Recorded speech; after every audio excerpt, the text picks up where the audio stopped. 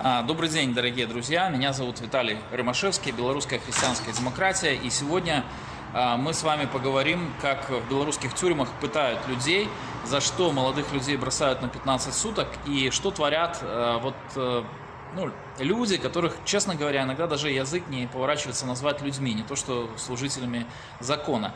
Сегодня возле меня Валентин Фролов, человек, которого похитили. Он пришел на пикет возле Комаровки 7 числа, и он пришел раньше, член инициативной группы, можешь повитаться, да?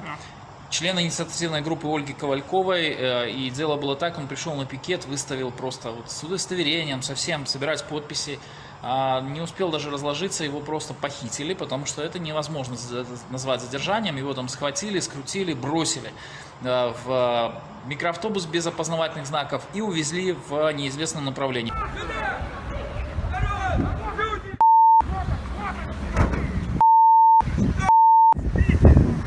Потом мы его искали 2 дня.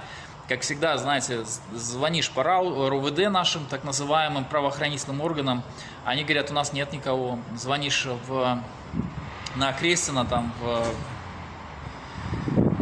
место, где, в принципе, политзаключенные, ну и просто люди, которых на 15 суток бросают, они удерживаются, там тоже нет никакого ответа, доступ к адвокатам тоже нет. Ну, вы можете судить по кандидатам в президенты, по Бабарыку, к нему, если адвокатов даже не пускают, то с простыми людьми, что они творят. Вот давайте сейчас послушаем, как Валентин провел 15 суток на Крестина, вообще в каких условиях там содержатся люди, ну и вообще поговорим с ним о том, что произошло на самом деле. Меня зовут Фролов Валентин, я являюсь членом инициативной группы, координатором по Заводскому району кандидата в президенты Ольги Ковальковой. Меня 7 числа похитили с Комаровского рынка. Я приехал немножко раньше, мы договорились, чтобы выставиться, успел со всеми поздороваться. И сзади люди вышли из толпы. Во-первых, это догма, что надо находиться в людном месте. Я скажу честно, что они вышли из толпы. Я взял вот так телефон, и люди мне подхватили из толпы. Они вышли из толпы, где подписывались, Когда меня затащили в машину, мне нагнули голову, чтобы я их не видел. Они сделали круг и высадили этих людей, они пошли опять в толпу. После чего, это как совет, дам, потому что как только меня на этой машине люди молчаливые доставили в РОВД, они сразу начали спрашивать, говорят, пишите на него типа сопротивление. Они что делают? Они молчат и ставят камеру. То есть бесполезно о чем-то их спрашивать. Они просто едут молча и ставят. Они возят по городу, чтобы не было слежки, и начинают запугивать, начинают выезжать из города. Потом, возвращаются в город и привозят в совершенно левое РУВД, где к вам выходит один чувачок в штатском и сотрудник РУВД тоже в штатском. И уже с готовым протоколом.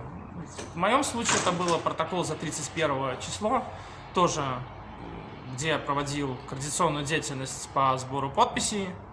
Инкриминировали мне, что я участвую активно в митинге, показывали фотографии с видео, что я кричал лозунги там «Стоп таракан», «Живи Беларусь». Люди просто не знают, что такое лозунг, видимо, Лозунг – это призыв к действию. Мне очень хочется, чтобы суд объяснил лозунг «Стоп таракан», что такое таракан, пускай они объяснят, инкриминируют это. Ну и расскажи, там вообще доступ к тебе был, адвокатов, твои знакомые, мама, родители, когда узнали, где ты находишься? Они как делают? Они забирают сразу телефон, поэтому телефоны лучше ставьте пароль, потому что как только приходит смс, он интересовать их перестает, потому что они лазить по нему не могут. Они забирают все сразу. Они составляют протокол, протокол задержания. Протокол задержания не подписывайте, потому что по УК РБ это похищение до 10 лет. Если вы его подписываете, само собой вы соглашаетесь, что вы задержали. И дальше вы снимаете шнурки, снимаете все, и вам говорят, вы задержаны для доставления в суд. А дальше начинается самое веселое. Вас ведут в камеру. Как в моем случае, видимо, меня тащили при журналистах, и блогеры разведали, как мне потом ребята говорили, которые ехали, называется, тоже осужденные, они подъехали к партизанскому РУВД. Меня быстренько этапировали в ВВС. В ВВСе первые сутки, ну не первые, да, первые сутки до суда я находился в камере один совершенно. На суд нас тоже вывозили странно, то есть на разных машинах гражданских, кружили по городу. И, соответственно, меня привезли в партизанский РУВД, а оказался, меня судили в советский РУВД. Причем они так, тоже человек в штатском, те же, которые принимали, и человек с РУВД. И они прикалываются, вот никто не приехал тебя снимать, да, но они обломались, когда все-таки, люди приехали там. Успел адвокат на 10 минут позже заседания, то есть мы договорились с ним подавать жалобу. Жалоба подается в 5-дневный срок, он в письменном виде присылает, так как там нельзя встречаться с адвокатами, то есть в ЦИПе непосредственно, куда мне должны были доставить после суда, то он должен мне был отправить жалобу в письменном виде, чтобы я подписал и отправил. Ну, соответственно, все письма, которые шли ко мне, они не дошли, кроме там одного. И одно дошло просто потому, что они показали, что мне пришли посылки, без посылок, квитки, и все. Ни одно письмо, ни одна открытка, ничего не доходит туда. Ну, соответственно, после суда меня должны были в ЦИП. Ну, кто не знает, что такое ЦИП, это Центр исправления правонарушений. То есть это административная вещь, которая камерный режим, но легкий. Ну, вот этот легкий режим превратили в строгий, потому что ходят люди в штатском с телефонами, постоянно дежурят мальчики внизу, люди с камерами дежурят, смотрят, кто к кому приходит. Ну ладно, сейчас мы к этому вернемся. Меня вместо ЦИПа после суда везут в ВВС. Еще на 2 суток, грубо говоря, практически, да, 2 суток. Меня держат в камере одного. И изолятор временного содержания, да. Где? И ВВС. Ну, они рядом с ЦИПом. Но просто ИВС, чтобы было понятно, это вещь для преступников. Там люди ходят с оружием, и, ну, соответственно, и режим такой, как тюрьма. То есть держат в камере одного. Потом переводят в ЦИП. И там начинается самое веселое. Вводят резко карантин. Хотя, у нас, да, эпидемиологическая ситуация, вируса нету. В моей камере. Политически все содержатся отдельно. Они не соприкасаются. Даже нас переводят по одному. То есть, что мы на коридорах не пересекались. В камере, горячую воду при мне уже выключили, то есть нету горячей воды. Вот за 15 дней они обязаны были дать, чтобы я помылся. Помыться мне никто на прогулки не выводит, у них ремонтируется дворик, как нам говорят. То есть по ночам спать не дают.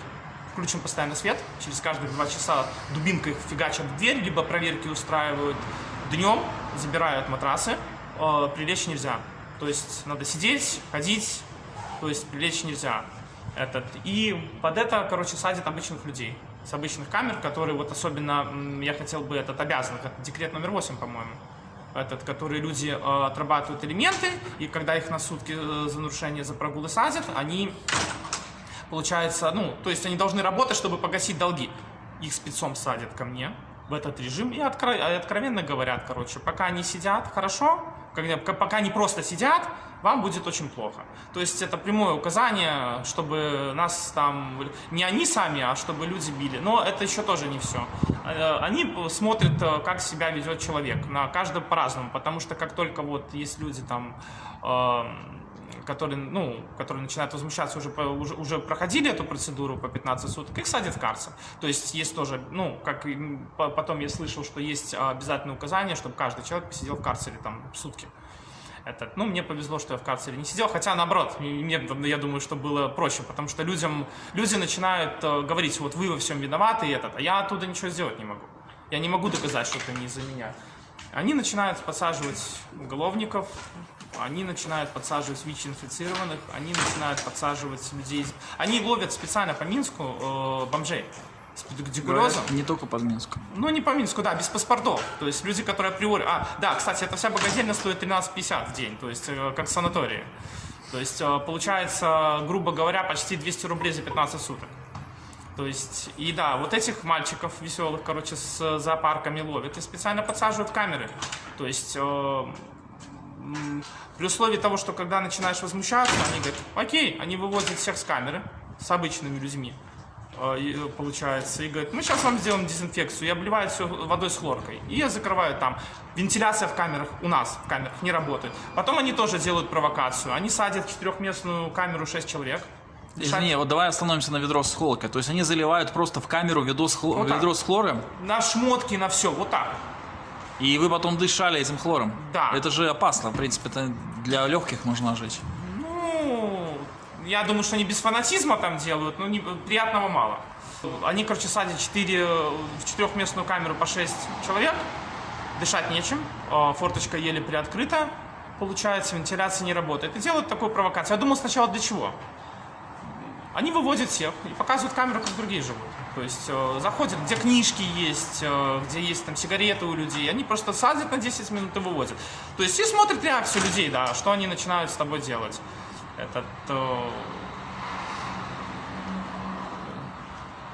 Да, короче, когда идет проверка, потому что люди, когда начали выходить первые, начались проверки, они присылают людей то ли с БТ, то ли откуда-то, короче, убирают камеру и начинают снимать красивую картинку. То есть для правозащитников и для всех красивая картинка. Все выходят, все довольны всем, все есть, все постель. Такое понятие есть прожарка. То есть вещи там, ну, кроме белья постельного, не стираются. Они прожариваются от всяких клопов, от этого. В наших камерах это не делается. То есть, когда забрасывают вшивых людей, они забирают у нас матрасы. И специально, чтобы всех заразить, они в общую кучу матрасы, чтобы эти животные, короче, то есть всех. То есть я вот вышел, я выбросил все вещи свои сразу. Короче, я знаю, что людей очень многих позаражали. Именно что вшами, клещами. Чесотка, наверное, тоже там всякой. Да, то есть людей, которых привозят бомжей, их не моют. Их просто, да. И потом утром спрашивают, а чем у вас пахнет так? То есть они смотрят провокацию, что... в камере стоят 2 камеры, получается. И делается такая провокация. Сидит человек, 15 лет отсидевший, сидит этот бомж, все ползает, сидят люди, которые обязаны. И тут 2 варианта, короче, либо будут бить тебя, либо будут бить бомжа. Это и там срок. То есть, как мы видели, короче, с Тихановским, то есть, если будут бить бомжа, буду виноват я. То есть, скорее всего, заявление будет на меня. То есть, провокация такая делать. Не обязательно меня трогать. Меня можно закрыть, короче, за то, что кто-то изобьет этого бомжа. Я скажу, что мне очень сильно обидно за то, что, короче, он, будем говорить он, потому что, все исполняют приказ, как они говорят. Он считает людей быдлом и то есть низкосортными. У людей есть голова, даже у людей по 15 лет отсидевших, даже у людей ВИЧ-инфицированных, они все это понимают. Они это все понимают. Короче, очень страшные люди там, это малолетки, которые из деревень, которые получают зарплату, которые получают эти ведомственные квартиры, вот они беспределят. То есть это охранники, дежурные по этажам, не офицерский состав, а низший. И я прошу всех, кто знает какую-либо информацию, мы создаем доску позора, что у нас нет в стране защиты данных, он ее, АГЛ ее не принял, потому что ему это невыгодно. И поэтому это есть возможность выложить их фотографии, выложить их телефоны, выложить их соцадреса в сетках, короче. А что они делают, скажи, вот почему они именно? Во-первых, когда мне 37 лет, и когда 18-летний щенок на меня начинает что-то там говорить на «ты» и в хамской манере, или когда, короче, он ходит, короче, стучит. Каждый выполняет приказ по-разному. Есть люди разные. Если человек придет, там же камеры, он постучится ночью, типа, говорит, как дела, да? А есть человек, который ходит и фигачит дубинкой через каждых 1,5 часа. То есть не дают спать, да? Нет, спать не дают вообще. И свет постоянно включен. Не включают ни луну, ничего. То есть постоянно включен свет. Самое главное, короче, не бойтесь. Те люди, которые... предпосылки того, что вы туда попадете на 15 суток. За неделю, за 2 на вас будет составлен административный протокол. Любой. То есть на меня это было составлено именно составлено. То есть вас остановит либо милиционер, либо остановит ГАИ, как в моем случае. И составляется протокол. Соответственно, по закону, когда вы даже идете первый раз по статье за митинги, получается, как я, например, у вас висит административка уже. И вам впаивают 15 суток. То есть предварительно, да. И если, короче, у вас нет административного, то вы там будете неделю. То есть Но если у вас... Ну, обычно они иногда на это не смотрят даже часто. Ну, у меня... Но ты вот скажи, вот адвокат. смотри, они специально тебя пугали, и фактически это создано такие условия, в которые во всех цивилизованных странах это приравнивается к пыткам. Да, то есть пыткам. это пытки, потому что если это известные пытки, которые используют тоталитарные страны, например, не выключать свет, не давать людям спать. Да. Или, ну, например, Вот они это. заведомо опасные для жизни условия и здоровья создают, там, забрасывая бомжей, больных людей, там, или заливая хлором камеры без вентиляции. Скажи, как вот вообще у тебя самочувствие? Они тебя напугали, у тебя сейчас есть еще один протокол на тебе висит. Да, мне висит 15 суток, я подал протест, будет суд. Я в соцсетях скажу, когда он будет, соответственно, я на него не пойду, потому что есть 90% вероятности, что я могу уехать с него. Адвокат составил грамотный, ну, адвокат сразу сказал, что мы его не отменим 15 суток, но мы можем, короче, ну, то есть растянуть, то есть отодвинуть их, чтобы меня не забрали сейчас. Я сообщу, когда он будет, что если кто хочет меня поддержать, вы придите, да, посмотрите. А самочувствие, как самочувствие? Ну, я думаю, это ломается, чтобы люди не занимались дальше дальнейшей деятельностью. Ну, я скажу, что специально делается для того, чтобы люди не выдерживали. Я думаю, что это на наше возьме, короче, поэтому... Ничего не меняется с 1937 года, короче. Я же говорю, что сознание, он не понимает, что сознание людей немножко другое, не как в 1937 году. Ну, пускай пугает, что я могу. У него ничего не осталось, как только запугать или спрятать кого-то. Или закопать в очередной раз. Ну, это все прекрасно понимаем. Риски есть, большой риск есть, но... Ну, а куда без риска? Живи Беларусь! Да, живи Беларусь!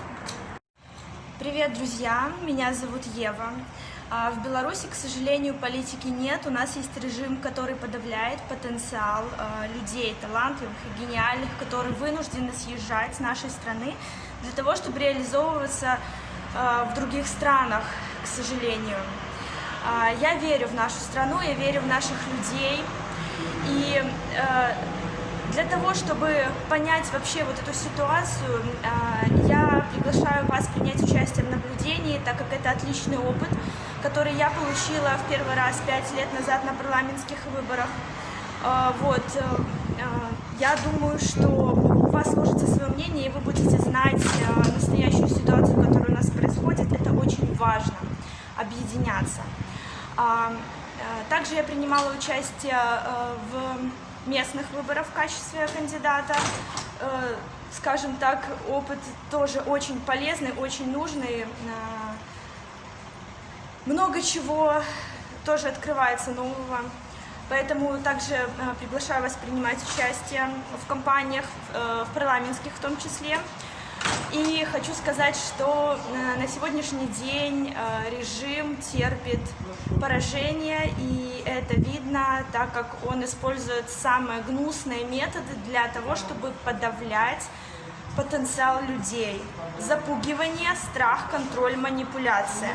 Это проводится как и через смертную казнь. Мы знаем, что в нашей стране смертная казнь до сих пор приводится в исполнение. Это отвратительно, просто стыдно перед всем миром, перед Европой, перед цивилизованными странами, что в нашей стране приводятся такие методы наказания. И также на данный момент производится запугивание активистов, молодых людей, через давление, через родственников. Приходят письма, звонят с неизвестных номеров. Сажают на сутки просто по беспределу, потому что угрожают. Угрожают то, что они могут убить, вывести в цинковом гробу и сказать, что вы коронавирусный. Только потому, что вы активный человек.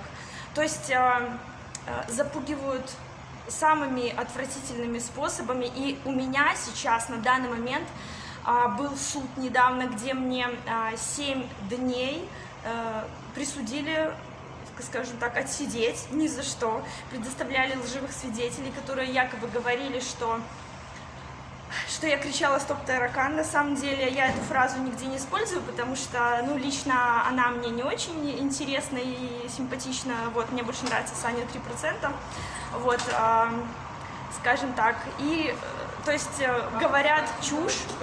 Фамилия моего свидетеля была Йорш, и судья по фамилии Волк. Я на свой суд не ходила, но мне рассказывали, как это все происходит, есть аудиозапись.